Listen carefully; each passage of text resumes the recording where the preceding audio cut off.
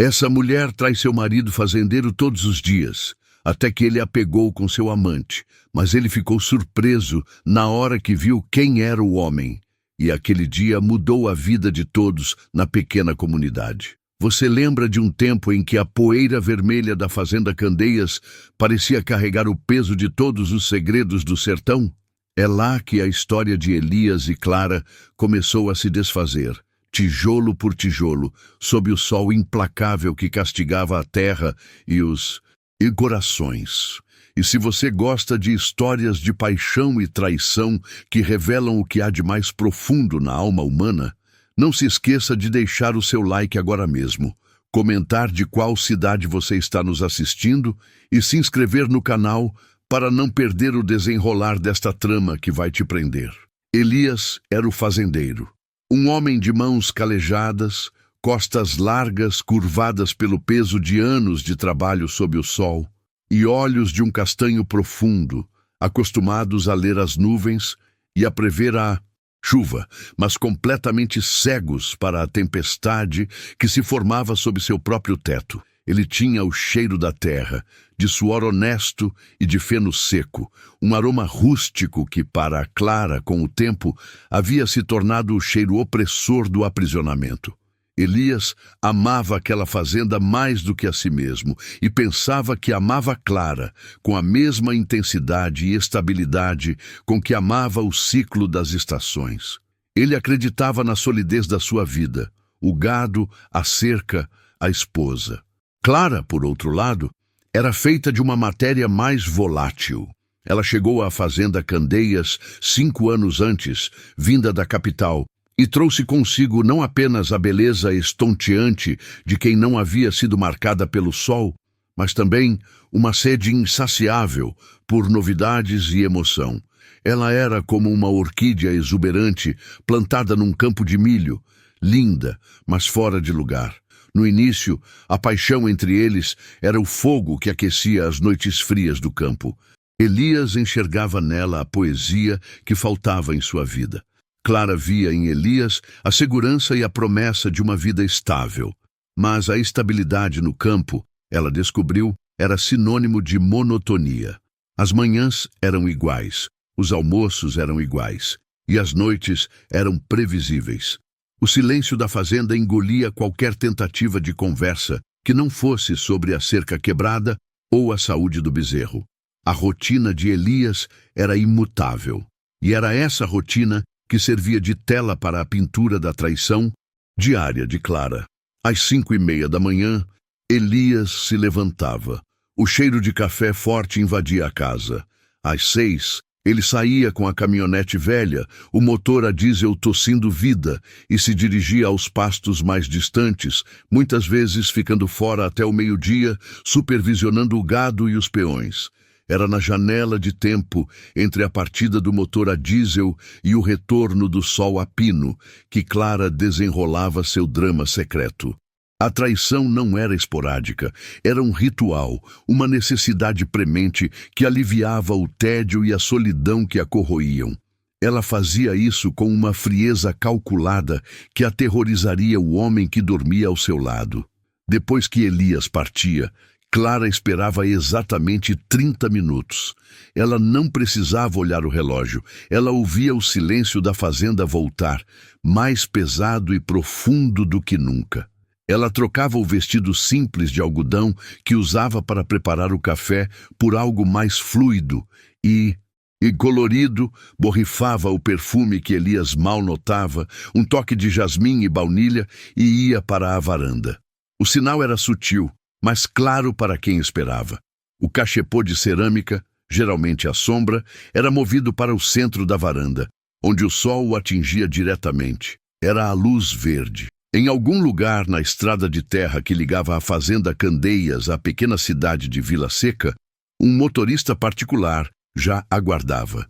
Nos últimos meses, Elias havia começado a sentir o peso de algo invisível. Não era o peso do trabalho, mas o peso da ausência, da frieza que emanava de Clara como o ar gelado de uma câmara frigorífica. Ela estava ali, mas não estava. Seus olhos, antes cheios de um brilho travesso, agora tinham uma opacidade distante, como se estivessem focados num ponto muito além das cercas da fazenda. Ele tentava conversar. Elias perguntava sobre o dia dela. Ela respondia com monossílabos. Ele tentava tocá-la. Ela se esquivava com movimentos imperceptíveis, alegando cansaço ou dor de cabeça. A princípio, Elias atribuiu tudo ao estresse da vida rural. Ele se convenceu de que Clara sentia falta da cidade e que ele era egoísta por tê-la tirado de lá. Mas os sinais se tornaram físicos, impossíveis de ignorar para um homem que vivia de observar detalhes minúsculos da natureza. Certa noite, enquanto ela dormia, Elias notou uma pequena marca, quase um arranhão, na parte interna de seu antebraço. Ele não perguntou, mas a imagem da marca se fixou em sua mente como um inseto preso em resina. No dia seguinte, ele viu um bilhete, rabiscado apressadamente em um guardanapo, que ela rapidamente amassou e jogou no lixo, mas não sem antes Elias ter capturado uma palavra: espera. A intuição de um fazendeiro, acostumada a sentir a mudança do vento antes que a tempestade chegue, era afiada. Elias começou a sentir o cheiro da traição na própria atmosfera da casa. Ele passou a prestar atenção ao perfume de Clara. Não era apenas o jasmim e baunilha que ele mal notava. Havia uma nota de algo diferente quando ela voltava do que ele achava ser sua soneca no meio do dia.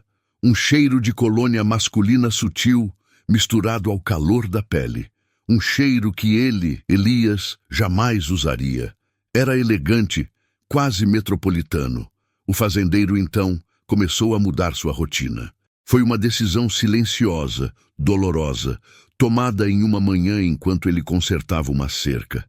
Ele sentiu o pavor frio na boca do estômago, mas sabia que precisava da verdade. A incerteza era um veneno lento que o estava matando. Na terça-feira, ele se preparou para a rotina habitual. Café, pão de queijo e o adeus apressado de Clara na porta. O beijo dela era como tocar uma pedra fria. Ele ligou o motor da caminhonete, fez o barulho habitual de aceleração e seguiu pela estrada de terra, levantando a nuvem vermelha de poeira. Clara o observou partir até que o som do motor se tornou apenas um zumbido distante. Ela suspirou, aliviada. Mas Elias não foi para o Pasto Sul, apenas 200 metros adiante, onde a estrada principal fazia uma curva fechada e um pequeno bosquezinho de eucaliptos oferecia cobertura. Ele parou o carro, desligou o motor e se escondeu. O silêncio era esmagador, quebrado apenas pelo canto insistente das cigarras. Ele pegou um binóculo velho que usava para contar o gado. O suor escorria por suas têmporas, mas o frio da ansiedade superava o calor do sol. Ele ajustou o foco na casa, a uma distância segura. A visão estava nítida.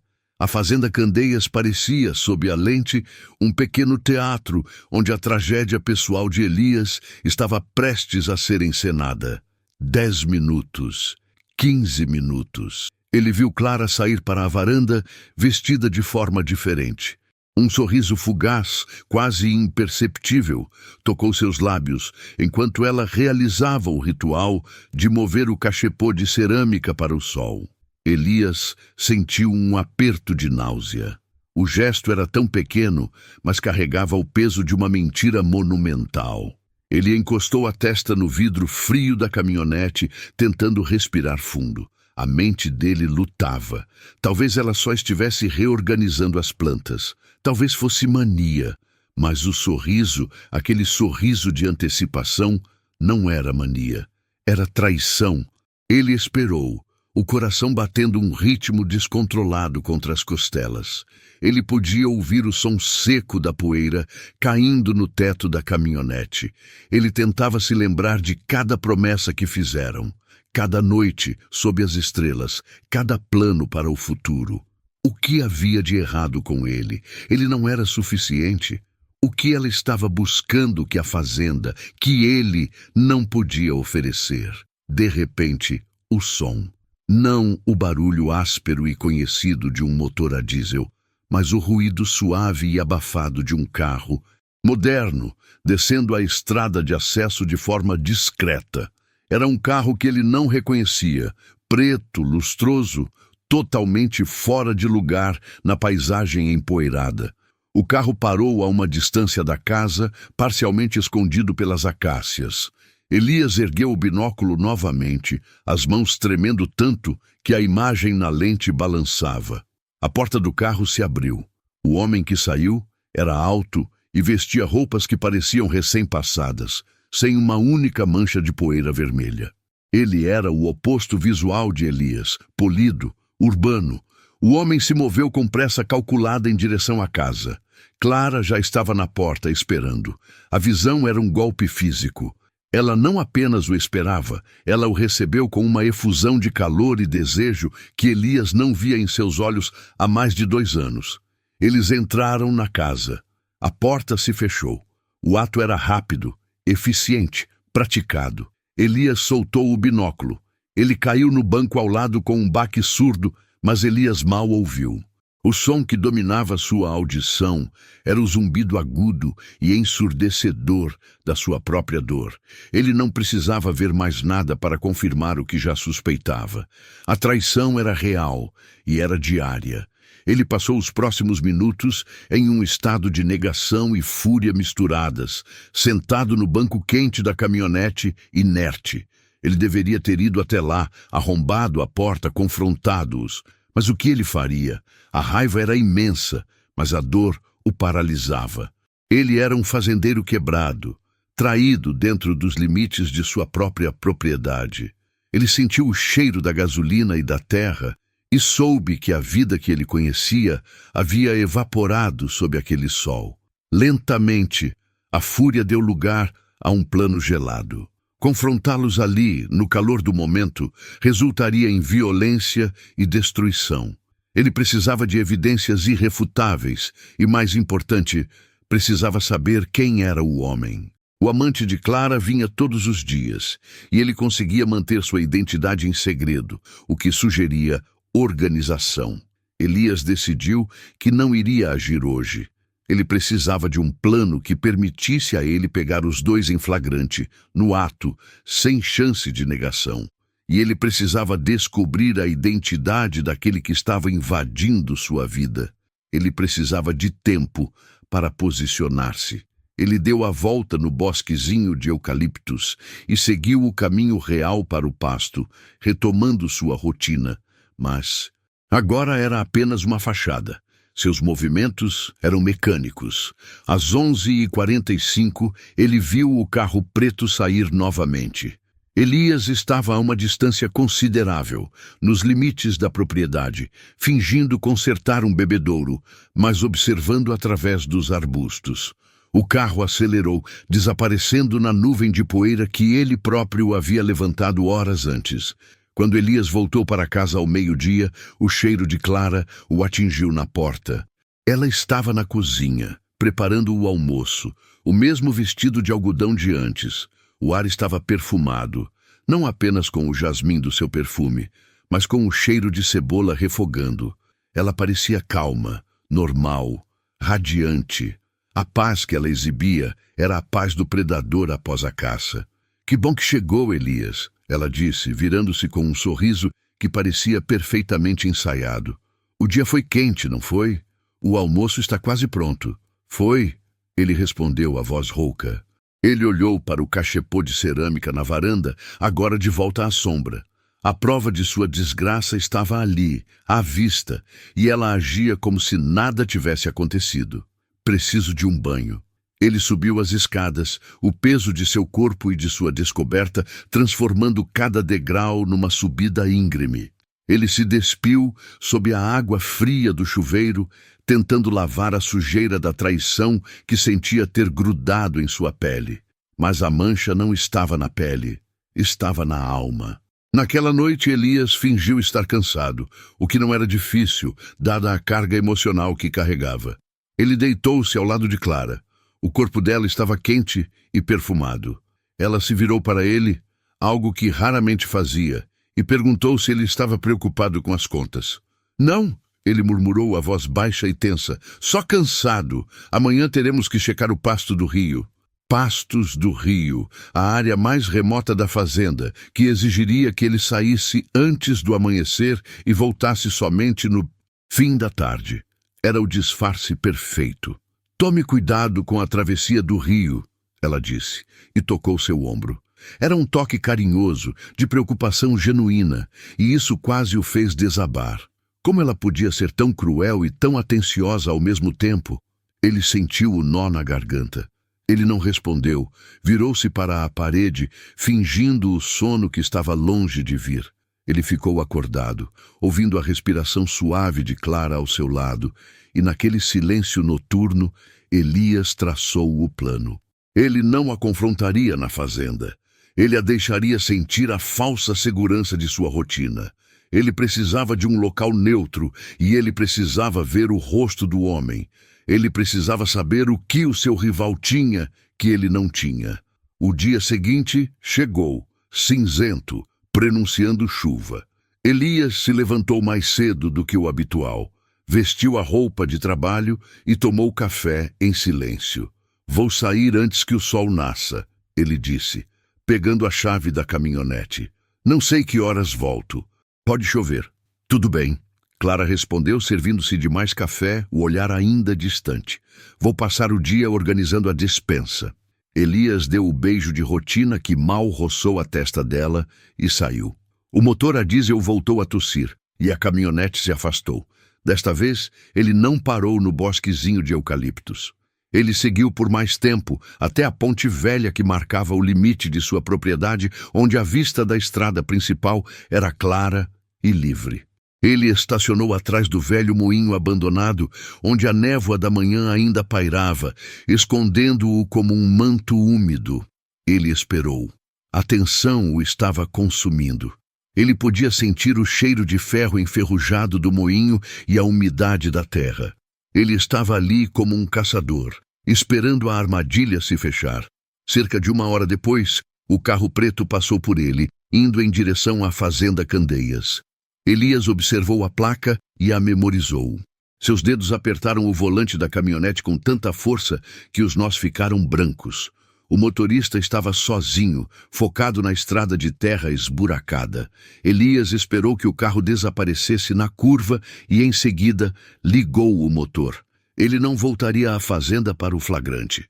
Ele precisava de algo mais sutil e definitivo. Ele se lembrou do bilhete amassado. Espera. O amante não podia ter passado o dia todo com ela. Ele tinha que ter um compromisso. Elias apostou que o encontro tinha um horário fixo.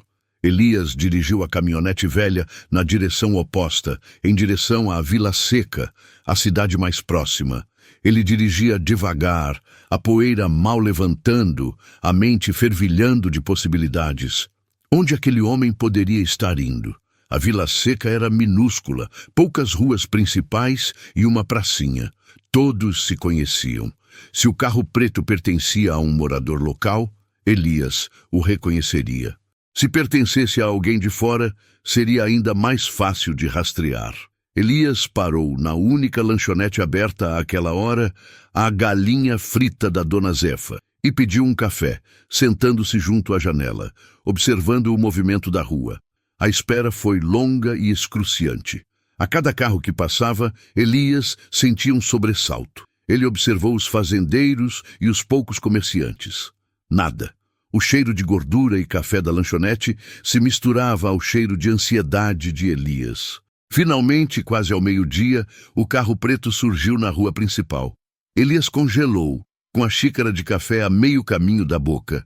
O carro parou em frente ao único prédio de escritórios da cidade, um edifício bege de 2 andares que abrigava a agência de crédito rural, o escritório do advogado e o consultório médico. O homem saiu do carro, fechou a porta com um ruído suave, e Elias o viu claramente pela primeira vez. Ele era mais jovem do que Elias, talvez 30 e poucos anos, com cabelo escuro bem cortado e um porte elegante. Ele vestia terno, o que era incomum para a Vila Seca.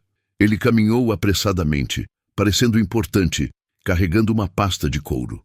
Elias sentiu a raiva subir por sua garganta. Aquele era o homem que se deitava todos os dias com sua esposa, e ele nem sequer era da cidade. Elias levantou-se da mesa.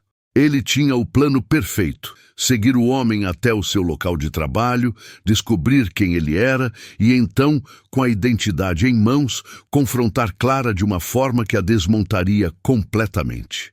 Ele pagou o café, saiu apressadamente e entrou na caminhonete. Ele estacionou em uma esquina discreta, observando o prédio de escritórios. O homem não saiu. Ele estava lá dentro, trabalhando, voltando à sua vida normal, depois de invadir a vida de Elias. A audácia era revoltante. Elias esperou. Meia hora, 45 minutos. Ele precisava de um nome, ele precisava de um rosto para sua dor. Ele pegou o celular e ligou para o seu peão mais confiável, Zeca, que estava na fazenda. Zeca, é Elias. Preciso de um favor. Preciso que você vá até o meu escritório e pegue uma pasta de documentos. É urgente. Você vai passar pelo prédio da agência de crédito na Vila Seca.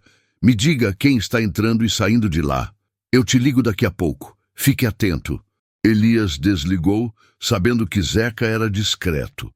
Ele observava a porta. O homem de terno havia sumido no interior do prédio. Zeca ligou de volta 10 minutos depois. A voz dele estava baixa. Elias, o Dr. Renato está entrando e saindo do escritório dele. Ah, e tem aquele rapaz novo, o contador. Ninguém mais importante. O Dr. Renato. Um advogado que Elias conhecia de vista, conhecido por ser mulherengo e sempre bem-sucedido. Elias sentiu um aperto, mas algo estava errado. O homem que ele viu era jovem, mas não parecia um advogado. O contador, então... Elias esperou mais um pouco. De repente, a porta do prédio se abriu. O homem de terno saiu, mas não era o amante de Clara. Era um senhor de idade. Elias praguejou. Tinha confundido as pessoas. Ele estava prestes a sair do carro e investigar o prédio quando, subitamente, o homem de terno preto, o homem que ele viu entrando na sua casa, saiu do prédio apressado. Ele estava no segundo andar. Elias o observou andar pela calçada, a pasta de couro apertada sob o braço. Ele estava indo para o carro. Era agora. Elias acelerou a caminhonete, bloqueando a saída do carro preto e saltou para fora. O cheiro de poeira e pneu queimado encheu o ar. O homem de terno parou abruptamente, assustado. "Parado!" A voz de Elias saiu alta e rasgada, carregada de anos de raiva contida. Ele se aproximou do homem que tentou recuar, mas a caminhonete bloqueava o caminho. "Quem é você?" Elias perguntou, a voz baixa, agora mais perigosa. O homem de terno gaguejou. Eu tenho compromisso. Por favor, me deixe passar." "Você tem compromisso, sim, com a minha esposa, na minha casa, todos os dias." Elias deu mais um passo, forçando o homem contra o carro. "Eu quero um nome agora. Quem é você e o que você faz com Clara?" O homem tremeu. Seus olhos esquadrinhavam o fazendeiro, buscando uma saída. Ele parecia aterrorizado, a máscara de elegância se desfazendo. Eu sou o professor Arthur," ele confessou, a voz quase um sussurro. "Eu sou o professor de reforço dela." Elias sentiu o chão sumir sob seus pés. "Professor? De reforço? Reforço de quê?" Elias rugiu, incrédulo. "Eu te vi entrar na minha casa. Eu vi o cachepô. Eu vi o jeito que ela te olha. Não venha com mentiras." "É a verdade!" O homem, professor Arthur, implorou, levantando as mãos em rendição. "Ela está estudando para um concurso, Elias. Ela não queria que você soubesse. Ela pediu segredo. Ela disse que você não entenderia a ambição dela de sair da fazenda." A surpresa atingiu Elias com a força de um raio. Ambição. Estudo. O professor era o amante, sim, mas ele estava lá, a pedido dela, para ajudá-la a fugir da vida que Elias lhe oferecia. Ela não queria sair da fazenda? Ela queria fugir, e você está ajudando? Elias perguntou, a raiva se transformando em uma tristeza profunda. O professor Arthur engoliu em seco. Sim, ela me paga para as aulas. E o resto? Ele hesitou. O resto aconteceu porque ela se sentia sozinha e eu também. Mas ela estava estudando, eu juro. Elias recuou, cambaleante. O amante era um professor. O professor estava lá para ajudá-la a escapar. O plano de Clara era mais frio e calculado do que ele jamais poderia imaginar. Ele não era apenas traído, ele era o obstáculo a ser superado. A dor de Elias era tão intensa que ele sentiu o gosto amargo do sangue na boca. Ele olhou para o professor, que era apenas um instrumento na fuga de Clara. A verdadeira inimiga era a monotonia que ela tanto temia e a ambição que ele jamais notou.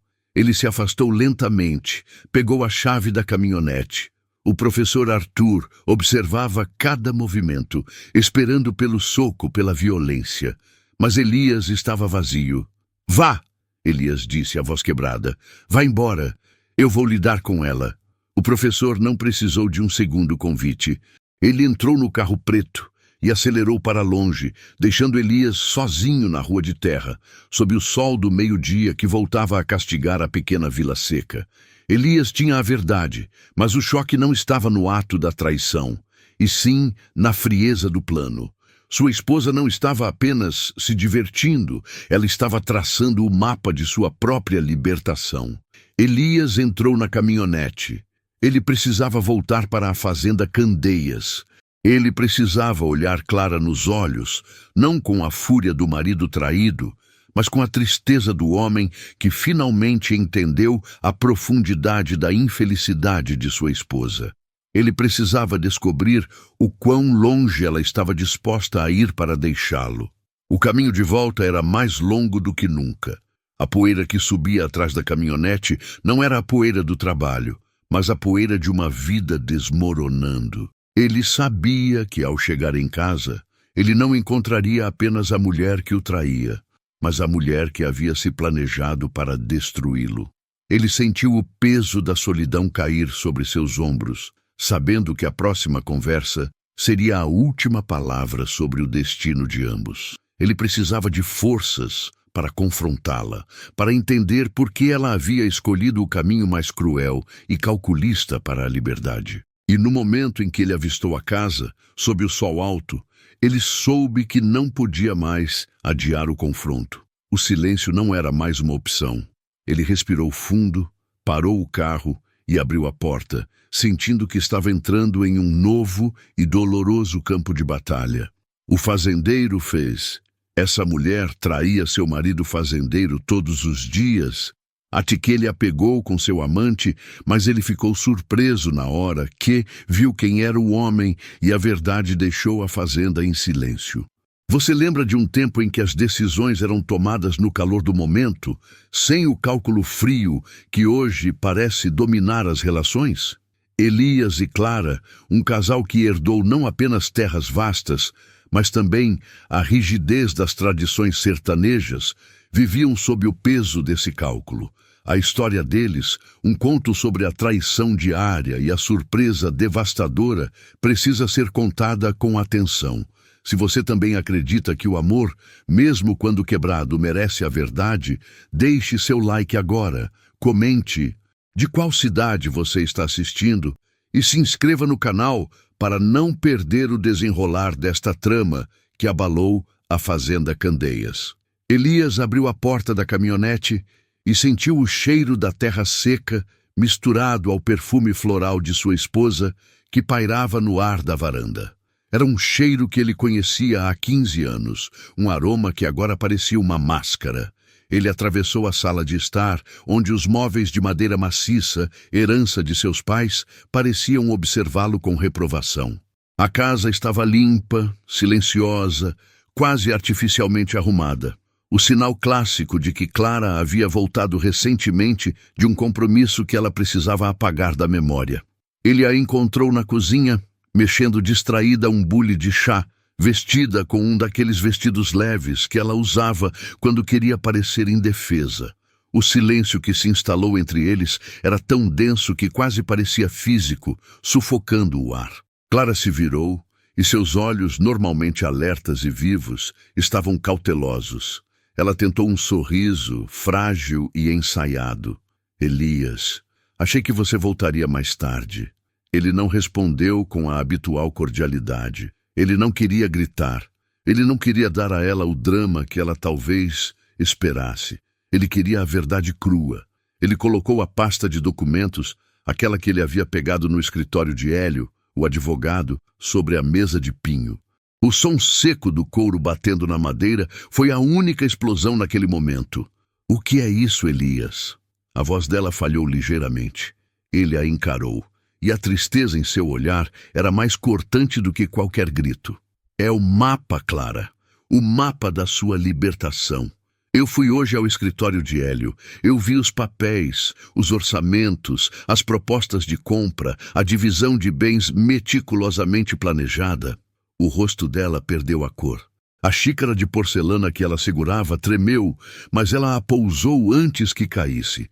A postura defensiva dela se desfez em resignação. Ela não tentou negar. A traição física era um segredo aberto, mas o planejamento financeiro e logístico era o golpe fatal que ele não esperava. Você estava planejando isso há meses, Elias afirmou, a voz baixa e rouca. Não era uma pergunta. Você não estava apenas me traindo. Você estava esvaziando a nossa vida aos poucos, garantindo que quando eu descobrisse, eu estaria sozinho e sem nada. Clara se encostou na bancada, a respiração acelerada. A fachada de esposa devota havia caído completamente. O que restava era uma mulher exausta, pronta para lutar pela sua liberdade, mesmo que isso significasse a destruição total. Você me força a fazer isso, Elias, ela exclamou, finalmente encontrando a voz, mas era uma voz cheia de ressentimento acumulado. Você pensa que só porque me deu o sobrenome e me trouxe para essa terra, eu devo gratidão eterna? Eu passei 15 anos sendo a esposa perfeita do fazendeiro perfeito. Eu organizei, eu sorri para seus parceiros, eu fingi interesse em cada colheita, em cada safra de gado, enquanto minha vida murchava como a grama sob o sol de janeiro. E o que te impediu de falar comigo, Clara? De dizer que você estava infeliz? Por que a crueldade do segredo, do cálculo? Ele gesticulou para a pasta. Você sabe o que esses documentos significam? Eles significam que você me desprezou tanto que planejou me apagar da sua vida sem me dar chance de reação. As palavras dela vieram com a fúria de quem guardou o sofrimento por tempo demais. Falar com você? Você não estava aqui para ouvir. Você sempre esteve aqui fisicamente, mas sua mente estava nas lavouras, no preço do milho, no silo. Eu era uma mobília de luxo, Elias. Uma bela peça de decoração para a sua fazenda próspera. Tentei no começo. Tentei reacender algo. Mas você sempre estava cansado, sempre preocupado. Sua vida era esta terra e eu me tornei um acessório dela. Eu não queria ser um acessório. Ela o olhou com lágrimas nos olhos, mas não eram lágrimas de arrependimento pelo adultério. Eram lágrimas de frustração por ter que justificar sua fuga. E então Elias disse, ignorando o argumento dela por um momento, voltando-se para o ponto que o havia ferido mais profundamente. Esse homem, o amante, ele não é apenas um escape casual, é? Ele faz parte desse plano. Ele tem conhecimento dos seus movimentos. Ele te ajuda com a logística, com o dinheiro.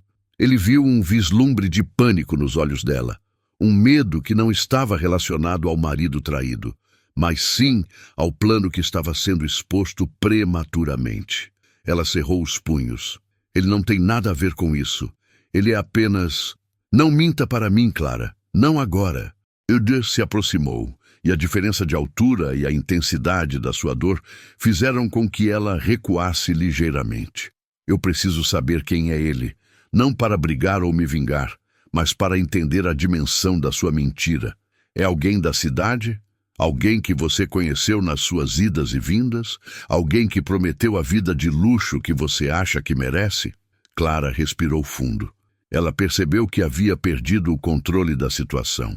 O confronto não seria sobre a moralidade do adultério, mas sobre a ética da fuga planejada. Elias havia pulado a fase da raiva e ido direto para a fase da investigação.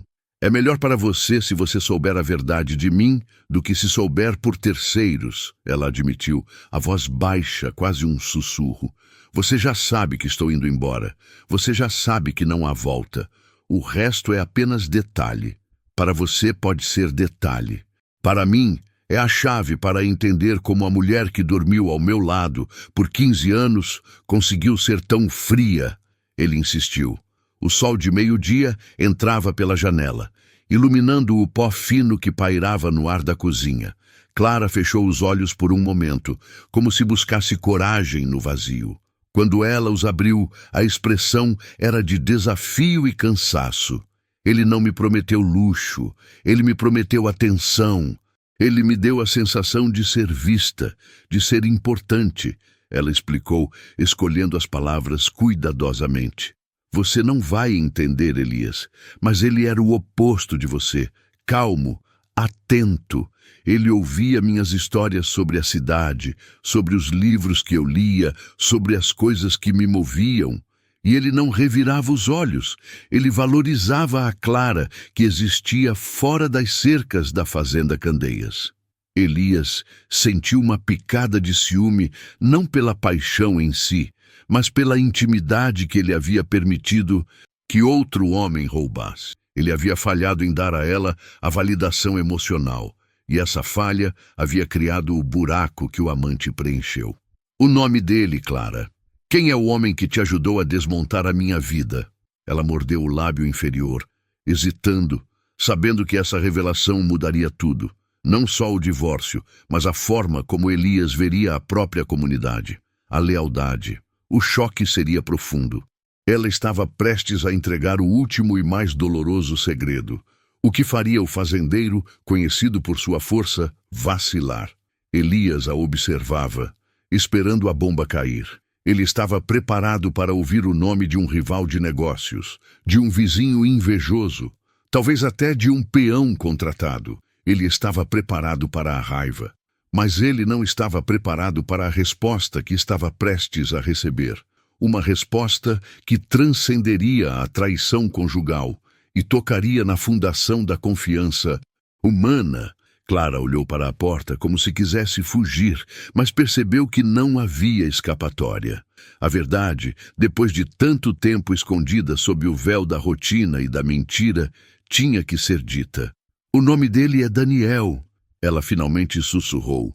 E ele é o seu braço direito, Elias. Ele é o seu capataz de confiança. O mundo de Elias parou. O silêncio na cozinha se tornou sepulcral. Daniel, o homem que ele considerava quase um irmão, o pilar de sua operação, o único que ele confiava, cegamente para cuidar de Candeias na sua ausência. A surpresa não foi apenas a traição, foi a identidade do traidor, o homem que comia na sua mesa e sorria enquanto dormia com sua esposa e planejava o seu fim. A poeira subiu e a visão do fazendeiro desmoronando sob o peso dessa revelação era o prelúdio de uma dor muito maior. Ele não podia acreditar. Aquele homem leal, sério, sempre ao seu lado. O sorriso de Daniel, as conversas sobre o futuro da fazenda, tudo se transformou em pó e veneno.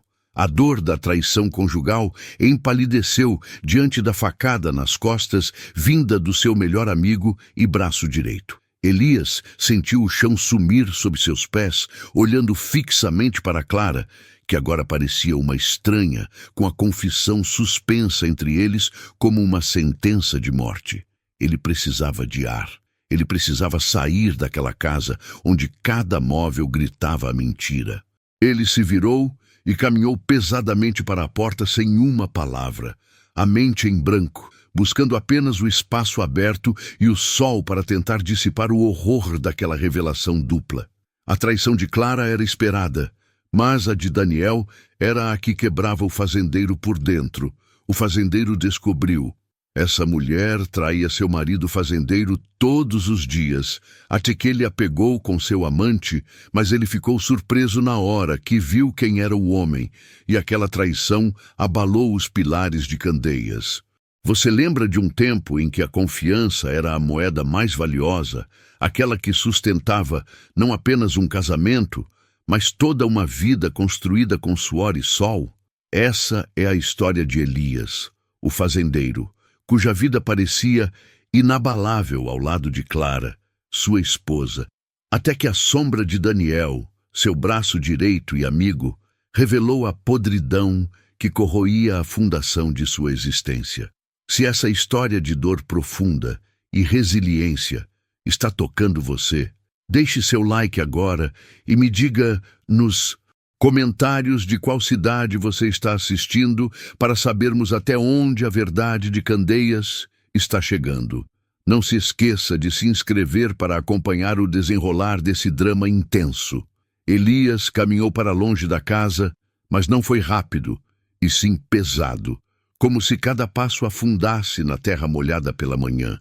Ele buscou refúgio no único lugar onde a hipocrisia humana não ousava entrar, o velho curral. O cheiro de feno, esterco e o calor úmido dos animais ofereciam uma honestidade bruta que ele não encontrava mais nos olhos de sua esposa ou de seu amigo. Ele encostou o corpo na cerca de madeira áspera, sentindo o pulso acelerado martelar em suas têmporas. A imagem que o atormentava não era a de Clara nua, era a imagem de Daniel, com aquele sorriso confiante, apertando sua mão sobre a mesa de mogno, falando sobre os planos para a próxima safra. Era a traição intelectual, a destruição calculada de um laço fraternal. Ele não gritou. Homens como Elias, acostumados a negociar com a natureza e com o mercado volátil, não tinham tempo para histeria.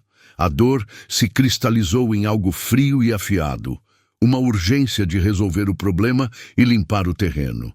A fazenda Candeias era seu legado, e Daniel não era apenas um amante. Ele era o gerente, o administrador, o responsável por todas as operações logísticas.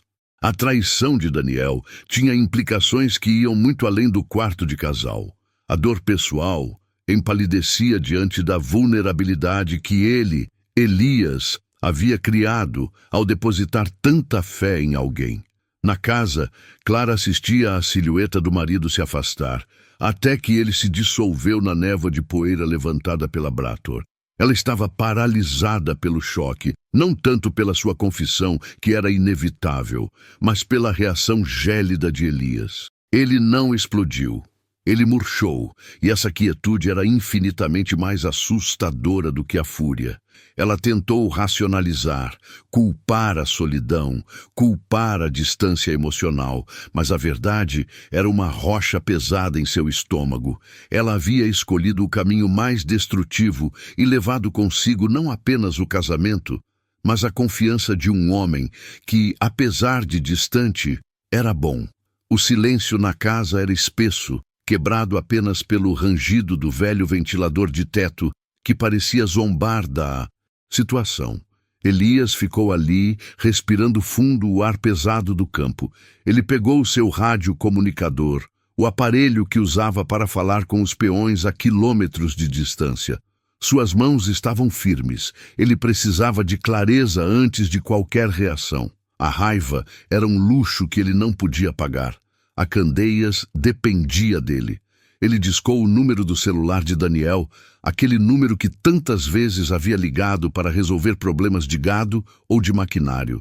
A voz de Daniel, ao atender, estava estranhamente alta, talvez tentando soar normal.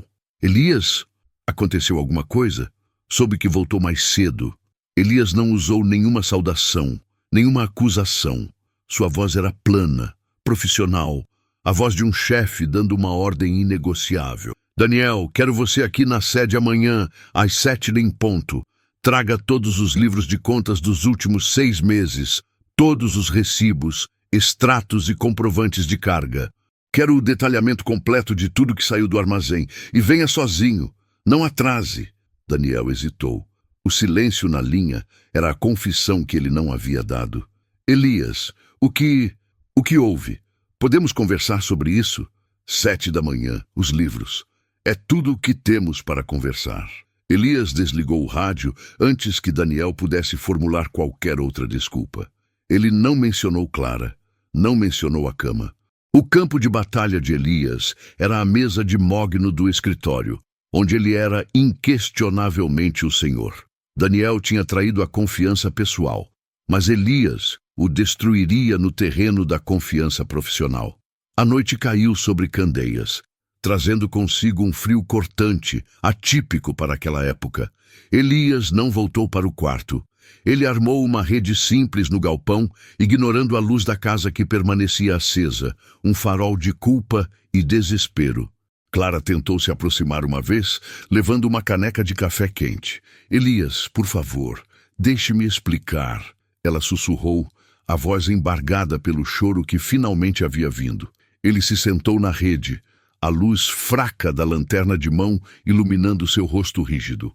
Ele a olhou, mas era um olhar vazio, como se estivesse vendo através dela, focado em algo muito distante. Não há nada para explicar, Clara. Você tomou a sua decisão. Eu tomei a minha. Você não tem mais lugar aqui. Pegue o que é seu e vá embora. Não me importa onde você vá, apenas vá. Não quero ver seu rosto quando o sol nascer. A ausência de raiva era a sentença mais pesada. Era a indiferença total. Clara sentiu um terror gelado. A ideia de que ele não a queria por perto era esperada. Mas a frieza com que ele a despedia, como se estivesse se desfazendo de um objeto quebrado, era devastadora. Ela colocou a caneca no chão de terra batida e recuou, percebendo que ele não era mais seu marido. Era o juiz, o fazendeiro que precisava descartar o que estava contaminado para salvar a safra. Naquela noite, Elias não dormiu. Ele folheava velhos livros de contabilidade que guardava no escritório, revisando mentalmente as grandes compras feitas nos últimos meses, cruzando datas e valores. Ele era um homem metódico e desconfiado por natureza, o que lhe havia servido bem nos negócios, mas que havia se desintegrado na vida pessoal. Ele percebeu que Daniel havia se tornado o intermediário de todas as transações, facilitando a vida de Elias, sim, mas também criando uma sombra perfeita para esconder desvios. O adubo que ele havia pedido para a plantação do fundo, o lote de ração premium para o gado de elite, o novo trator que demorava a chegar. Tudo passava pelas mãos de Daniel. Ele não apenas tinha dormido com Clara. Daniel vinha roubando Elias. A manhã chegou com o céu limpo e o orvalho nas folhas. Elias estava no escritório, sentado em sua grande cadeira de couro, com a mesa abarrotada de documentos fiscais e notas antigas. A pontualidade na fazenda era crucial, e Daniel chegou no segundo exato das 7 horas, com as mãos visivelmente trêmulas e a camisa engomada. Ele tentou parecer confiante, mas seus olhos azuis traíam a expectativa de um linchamento. "Bom dia, Elias", Daniel tentou. "Sente-se", Elias disse, sem levantar os olhos dos papéis. Ele gesticulou para a cadeira à sua frente. "Os livros." Daniel colocou uma pasta volumosa sobre a mesa. "Está tudo aí. O que exatamente você está procurando?" "Houve um pequeno problema com a entrega do último lote de sementes, mas eu já... Não estou interessado nas suas explicações sobre sementes, Daniel. Estou interessado na verdade." Elias o interrompeu, a voz baixa e tensa, carregada de autoridade. Ele empurrou uma planilha digitalizada na direção de Daniel. Era uma ordem de compra de 3 meses atrás, referente a um estoque de fertilizantes. 500 sacos, Daniel. Onde eles foram parar? Daniel engoliu em seco. "Eles foram usados no lote B. O solo estava fraco, você sabe." Elias riu, um som seco e sem humor que fez o corpo de Daniel encolher. "O lote B recebeu apenas 200 sacos, Daniel. Eu mesmo supervisionei a distribuição, não 500, e o recibo de compra é de 500. Onde estão os outros 300 sacos de fertilizante?" O silêncio era a resposta. Daniel apertou as mãos sob a mesa, a pele do rosto ficando vermelha. "Elias, não é o que você está pensando. Eu posso explicar. As coisas apertaram. Eu tinha uma dívida antiga e eu ia repor. Eu juro que ia repor. É a única vez." A dor da traição conjugal já tinha sido superada pela dor da traição financeira. Elias viu Daniel não como um rival no amor, mas como um parasita que vinha minando sua vida por dentro. A única vez. Elias pegou outro documento, uma fatura de serviços veterinários. E as 10 doses da vacina mais cara, que nunca foram aplicadas no meu rebanho? Onde estão? Elas custaram o mesmo que reformar o telhado do seu barracão, Daniel. Você não apenas me roubou o meu casamento, Daniel. Você roubou a minha confiança e o meu dinheiro. A confissão de Daniel veio em um sussurro humilhante. Ele começou a chorar. Um choro de medo e derrota, não de arrependimento. Eu sinto muito. Eu estraguei tudo. A Clara, ela não tem nada a ver com isso. Fui eu quem procurou as brechas. Eu preciso desse emprego, Elias. Você não precisa de um emprego, Daniel. Você precisa de um advogado e de um bom contador. Elias rebateu com frieza. Ele se levantou, sua estatura imponente dominando a sala. Você é o único responsável pelos últimos 6 meses das contas. Você tem exatamente 1 hora para deixar a fazenda Candeias. Tire suas coisas e nunca mais olhe para trás. Se eu ouvir seu nome associado a qualquer transação, ou se você sequer tentar falar com Clara, eu vou te processar não apenas por desvio de fundos, mas por peculato e fraude. A surpresa não foi que ela me traiu, Daniel. A surpresa foi que o homem que eu considerava meu irmão era, na verdade, um ladrão rasteiro. A dignidade de Daniel estava completamente desmantelada. Ele saiu da sala cambaleando. Um homem que acabara de perder sua vida inteira em poucos minutos. Elias o observou pela janela do escritório, vendo-o correr para sua caminhonete, o baú cheio de caixas com seus pertences que ele já havia preparado na expectativa do pior. O som do motor se afastando pela estrada de cascalho era o som do fim de uma era. No fim da manhã, Clara já havia juntado 2 malas. Ela estava na sala de estar, esperando Elias para a despedida final, que ela sabia que seria dolorosa. Ela vestia um vestido simples e carregava a bolsa apertada contra o peito. A casa estava limpa, silenciosa, mas a ausência de calor a sufocava. Elias entrou na sala. Ele não olhou para as malas nem para ela. Ele caminhou até o armário de bebidas, pegou uma garrafa de água mineral e bebeu longamente. Eu sinto muito, Clara repetiu. A frase um clichê vazio na imensidão da desgraça. Eu sei que não há desculpas, mas...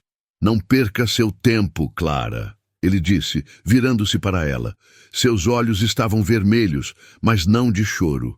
Daniel não roubou apenas meu dinheiro. Ele roubou a capacidade que eu tinha de sentir algo por você agora.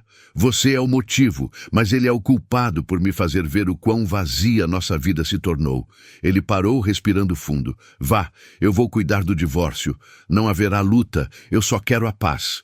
Eu quero a minha fazenda de volta, sem a sujeira de vocês dois. Ela queria implorar, pedir uma segunda chance, mas percebeu que a porta da reconciliação estava selada. Elias não era um homem de meias palavras. Ele a havia despedido sem raiva, e isso era o mais cruel. Ela pegou as malas e caminhou para a porta. Elias não a ajudou, não a acompanhou. Ele permaneceu no centro da sala, uma estátua de dor endurecida. Ao sair, ela viu pela última vez a vasta extensão de Candeias, o campo verdejante que prometia prosperidade, mas que agora parecia apenas um testemunho de sua falha. Ela entrou no táxi que ela mesma havia chamado e partiu, levando consigo apenas a culpa e a certeza de que havia trocado o conforto duradouro pela ilusão efêmera. Elias estava sozinho, completamente. A casa estava silenciosa demais. Ele foi para o escritório, onde o cheiro de Daniel ainda pairava. Ele pegou o maço de papéis deixados pelo ex-amigo e jogou no incinerador atrás do celeiro. Enquanto observava o fogo consumir as mentiras e os números fraudulentos, ele sentiu um peso se esvair de seus ombros. A traição tinha vindo de onde ele menos esperava, mas a verdade lhe dera uma clareza brutal. Ele havia perdido uma esposa e um amigo, mas a fazenda estava intacta. Seu caráter, embora ferido, permanecia. A reconstrução começaria ali, sob o sol forte, onde ele sempre soube que a terra e o trabalho duro eram os únicos companheiros verdadeiramente leais. Ele se virou para o campo. Ele precisava contratar novos peões, reorganizar a logística e, o mais importante, reavaliar quem ele era, sem a sombra de Daniel e Clara. A mensagem era clara. A resiliência não estava em evitar a queda, mas em se levantar sozinho, mais forte, e aprender a confiar novamente, começando por si mesmo. Ele pegou um chapéu de palha, ajustou-o na cabeça e caminhou em direção aos silos. O dia apenas começava, e a vida, para Elias, recomeçaria agora. A fazenda descobriu que essa mulher traía seu marido fazendeiro todos os dias, até que ele a pegou com seu amante, mas ele ficou surpreso na hora que viu quem era o homem. Mas a cura para Elias veio na forma de trabalho bruto e solidão intensa. Você lembra de um tempo em que a confiança era a moeda mais valiosa e a traição, um golpe que desestruturava não apenas um casamento, mas toda a fundação de uma vida construída com suor e honestidade? Elias é a prova viva de que mesmo nos momentos mais sombrios, onde o amor se transforma em cinzas e a amizade em veneno, a resiliência humana é um recurso inesgotável. Ele agora encarava o horizonte da sua fazenda, a terra vermelha que parecia sugar toda a dor, pronto para recomeçar. Se você está mergulhado nesta história, não esqueça de deixar o seu like, comentar de qual cidade está assistindo e se inscrever no canal para não perder o desenrolar desta jornada de perdão e reconstrução. Ele chegou aos silos, o calor da manhã já pesando sobre os ombros e o cheiro doce e pesado do grão fermentando o recebeu.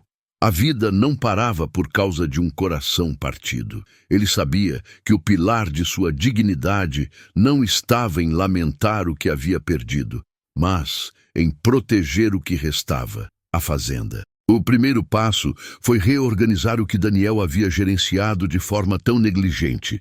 A surpresa inicial da descoberta havia dado lugar a uma fria e metódica determinação. Ele não era mais o marido traído, mas o empresário traído. E este último exigia uma resposta prática. Ele chamou por Zé, o capataz que havia sido afastado sob a gestão de Daniel. Zé era um homem das antigas, com mãos calejadas e um olhar que transmitia a lealdade silenciosa da terra. Elias o encontrou inspecionando o gado no pasto sul. Zé, ao ver Elias se aproximar sozinho, sem Daniel por perto, parou o cavalo e esperou. Zé, Elias disse, a voz áspera pelo desuso emocional. Quero você de volta. Assumindo a logística e a gestão da mão de obra. Daniel está fora. Para sempre. Zé apenas acenou com a cabeça. A compreensão instantânea, eliminando qualquer necessidade de explicação. Ele já havia visto a forma como Daniel pairava sobre a fazenda, como uma sombra que ofuscava a luz de Elias. A fazenda sempre soube. A reconstrução administrativa foi mais difícil. Os rastros de Daniel eram confusos, cheios de números maquiados e promessas vazias a fornecedores. Elias precisava de alguém de fora, alguém que não tivesse laços com seu passado recente. Ele recorreu a Maria, uma jovem contadora recém-formada na cidade, conhecida pela sua integridade e rigor. Ela chegou na manhã seguinte, trazendo consigo uma pasta cheia de pastas organizadoras e o cheiro fresco de papel novo, um contraste gritante com o mofo e a desordem deixados. Maria trabalhou no antigo escritório de Daniel, e a cada dia ela trazia uma nova revelação sobre o caos financeiro. Não havia grandes desfalques, mas sim uma rede de pequenas fraudes e desorganização crônica, projetada para fazer Elias parecer menos eficiente e talvez para desviar pequenos valores sem levantar suspeitas. Ele estava apenas brincando de fazendeiro, Maria comentou um dia sem malícia, apenas fatos. Elias sentiu um aperto no peito. Daniel não era apenas um traidor. Ele era um parasita. Essa percepção era de alguma forma mais dolorosa do que a traição sexual em si. A casa, no entanto, era onde o silêncio gritava mais alto. A ausência de Clara era um vazio físico que Elias lutava para preencher. Ele tentou comer na cozinha, mas o aroma do café que ela costumava fazer pairava na memória olfativa. Ele tentou dormir na cama, mas o espaço vazio ao seu lado era um precipício. A cada noite, ele se afundava no trabalho até a exaustão, esperando que o cansaço físico fosse suficiente para apagar o tormento mental. Uma noite, ele se levantou e foi até o quarto de Clara. Ele abriu o armário. O cheiro de lavanda e um toque de jasmim, o perfume dela, o atingiu. Ele pegou uma das camisolas de seda que ela usava. Não havia ódio em seu toque, apenas uma profunda e esmagadora tristeza. Ele tentou entender o que a havia levado àquele caminho. Não era falta de dinheiro. Ele sempre a proveu com fartura. Não era falta de atenção.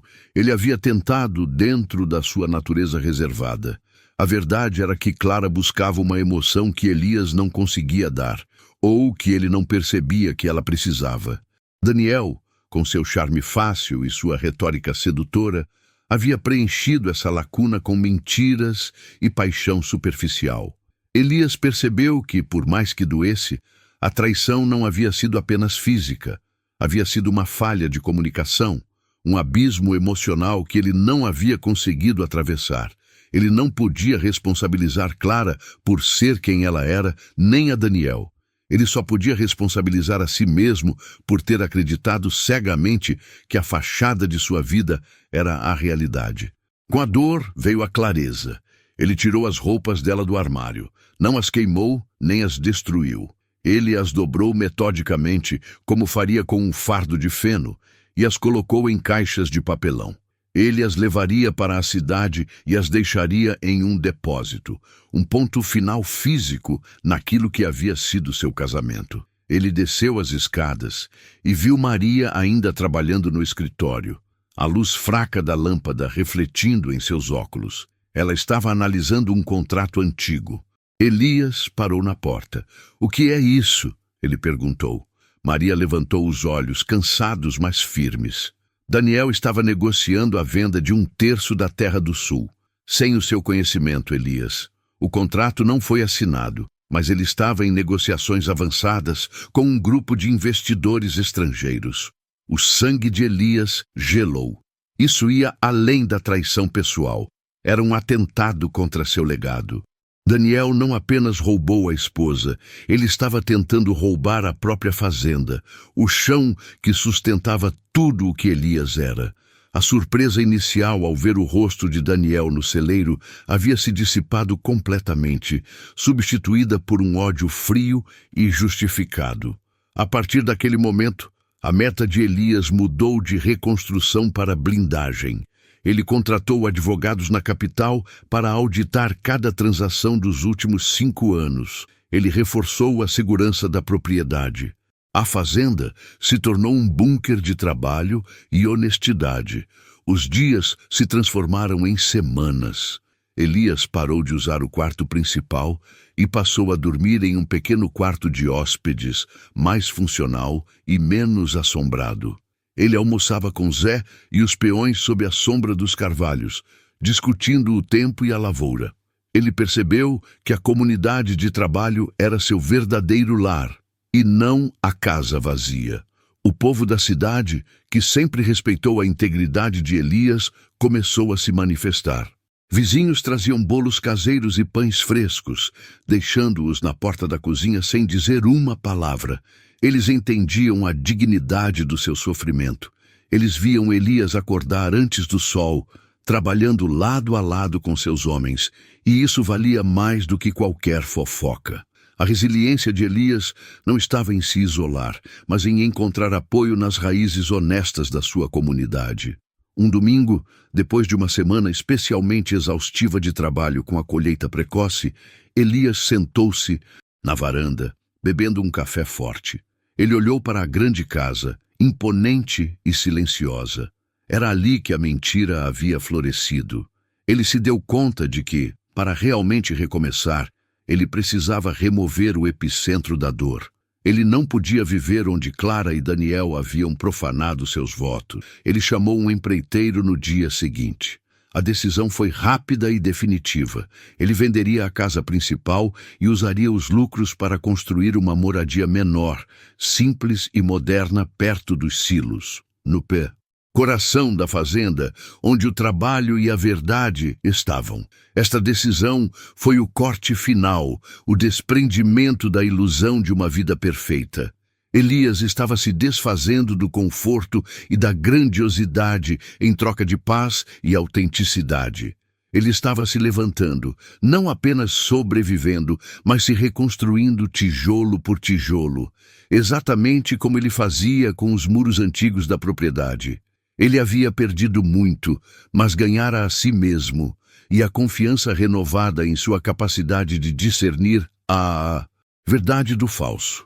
A mensagem de valor era que a verdadeira dignidade reside na capacidade de aceitar a perda e usar a dor como o motor para uma nova e mais forte fundação. O sol da tarde pintava o céu de laranja e roxo, e Elias, pela primeira vez em meses, sentiu uma quietude que não era de ausência, mas de plenitude. Ele sabia que o próximo passo seria formalizar o divórcio, mas a batalha mais difícil, a de se encontrar, já estava vencida. A jornada da reconstrução apenas começava, e ele estava pronto para ela. Ele pegou o telefone e ligou para o seu advogado, pronto para enfrentar as consequências legais do seu passado e garantir seu futuro. O fazendeiro fez.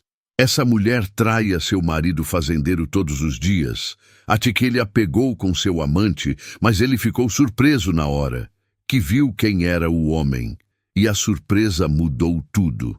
Você lembra de um tempo em que as paisagens eram pintadas em tons de cinza, e a única coisa que mantinha um homem de pé era a promessa silenciosa de um novo amanhecer, mesmo que ele tivesse que construí-lo sozinho?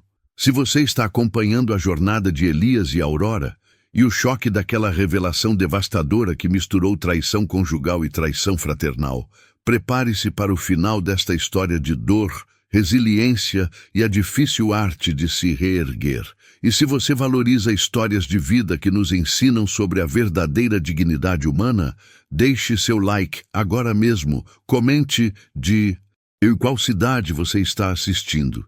E se inscreva no canal para não perder as próximas narrativas que nos fazem refletir sobre as complexidades da alma humana. Elias havia desligado o telefone, a voz do advogado ecoando como um veredito inevitável, mas que agora parecia uma libertação bem-vinda. Ele não sentia mais raiva, apenas a exaustão de quem venceu uma maratona emocional. No dia seguinte, a fazenda acordou sob um céu claro e frio. A mudança para a pequena casa moderna, localizada estrategicamente ao lado dos silos, foi rápida e clinicamente organizada. Ele não levou quase nada da grande casa, apenas o essencial: roupas, livros técnicos sobre agricultura e o velho relógio de pêndulo que pertenceu ao seu pai, um símbolo de tempo e continuidade. A grande casa de campo, agora vazia de sua presença, parecia um sarcófago para o seu casamento e para a sua antiga identidade. Elias a trancou e jogou a chave em uma caixa de metal, entregando-a ao advogado. Ele não queria mais pisar lá. Aurora, por sua vez, aceitou a formalização do divórcio com uma quietude surpreendente. Ela sabia que Elias havia vencido a batalha da verdade e que qualquer resistência seria inútil e humilhante. Seu pedido foi simples: uma quantia razoável que lhe permitisse recomeçar na cidade e a promessa de que a reputação de Daniel seria mantida intacta, pelo menos publicamente. Elias, guiado por um senso de honra que superava o desejo de vingança, concordou com o último ponto. Ele compreendia que, mesmo destruído, o nome da família precisava de uma camada de decência perante a comunidade. Ele não faria o que fizeram com ele, expor a fraqueza de alguém publicamente. Ele queria paz, não guerra. O encontro final deles ocorreu no escritório do advogado, um lugar neutro e frio. Aurora estava vestida de preto, parecendo menor, com os olhos fundos, como se a beleza vibrante que ele tanto amara tivesse sido drenada pela culpa e pela exposição. Elias apenas a olhou uma vez, o reconhecimento mútuo da falência total de sua união. "Você está em paz?" ela perguntou, a voz quase inaudível, quebrando o silêncio pesado da sala. Elias apoiou as mãos na mesa de carvalho. "Estou encontrando a minha paz, Aurora. E ela não estava em você. Ela estava aqui, o tempo todo. Na terra, no trabalho. Eu só não conseguia ver através do ruído. E Daniel?" Ela insistiu, seu olhar demonstrando uma preocupação que Elias não soube decifrar, se era amor ou apenas medo das consequências sociais. "Daniel é um assunto que só o tempo vai resolver", ele respondeu com uma firmeza que não admitia réplica. "Mas ele não está aqui, e ele não é o meu problema agora." Eles assinaram os papéis. A caneta arranhando o pergaminho foi o som oficial do fim. Não houve choro, nem gritos. Apenas a constatação de que eles eram duas estranhas, navegando em direções opostas. Quando Aurora se levantou para sair, ela hesitou, mas não tocou nele. Ela apenas disse, "Obrigada", e Elias assentiu, um gesto mudo de quem finalmente encerra um ciclo. Ele a observou pela janela do escritório, vendo-a entrar num táxi, e então ela desapareceu na massa cinzenta da vida urbana. E com isso, o capítulo de Aurora na sua vida estava encerrado. O desafio, porém, era o fantasma de Daniel. Elias havia cortado todos os laços, mas a fazenda era um organismo vivo, e Daniel era, afinal, seu irmão e um pedaço da sua história. Elias precisava de um isolamento completo para processar o impacto de saber que o amante era o seu próprio sangue. A surpresa inicial havia se transformado em uma dor silenciosa, mas profunda, um nó de luto pelo irmão que ele pensava conhecer. Ele não sentia ódio, mas uma decepção tão pesada que o impediu de qualquer tentativa de comunicação. Elias se afundou no trabalho como uma forma de penitência e purificação. A pequena casa ao lado dos silos tinha paredes brancas, móveis simples e uma vista direta para os campos de milho, prontos para a nova estação de plantio. O cheiro não era mais de lavanda ou cera polida, mas de grãos secos, óleo diesel e poeira de terra fértil. Era um cheiro honesto. Seus dias eram longos. Ele acordava antes do sol, tomava um café forte e caminhava pelos seus campos. Ele começou a se comunicar com os seus capatazes e trabalhadores com uma clareza renovada. Ele não era mais o fazendeiro distante, envolvido em problemas conjugais. Ele era o dono da terra, o comandante do seu império. Ele ouvia as preocupações dos homens sobre o clima, sobre a manutenção das máquinas, sobre o preço da soja. E ao dar soluções concretas, sentia a dignidade retornar. Uma tarde, enquanto consertava um sistema de irrigação quebrado, sujo de lama e graxa, Elias parou e olhou para o horizonte.